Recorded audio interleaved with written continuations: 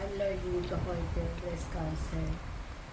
Na-diagnose ako 2019. Bago pa yon, nalaman ko na meron ako something sa breast ko. So parang natakot ako noon, pero hindi ko siya pinansin. Tapos December, bigla siyang sumakit na sobra na parang napapasok na ako. Doon na ako nag-decide na magpatingin na ako.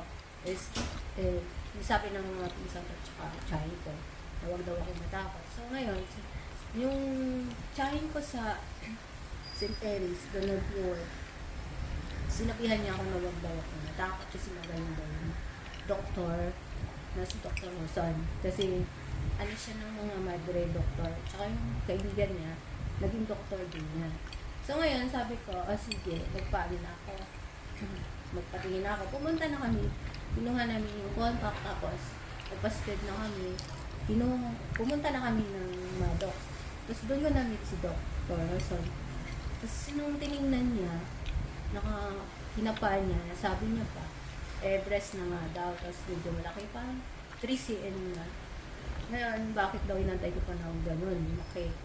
So, sinabi niya gano'n, parang natulala ako, hindi ako nakapagsalita.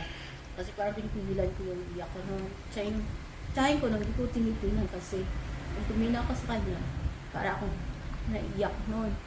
Tapos, sinabi ni Doc na mag-decide na daw. So, para kailangan tanggalin ito yung test ko. So, parang, may pinakita siyang picture na ganito mangyayari, ganyan. Tapos yun, nag-decide na ako na sige. Sabi ni Doc, sa PJs na lang, doon niya ako operahan. So, yun. Nagbigay siya ng sulat noon na na kami doon. Magpaskil para for operation na. Ayun, na-operahan na ako, radiation na chemo. Okay na ako, nakayanan ko. Tapos, yun, pasalamat ko kay Doc kasi siya yung naging doktor ko. At sa mga patient, huwag silang matakot na gawin nila yun, malaman nila na may breast pala sila. Paggamot agad sila. Yun, salamat Doc sa lahat. God bless po.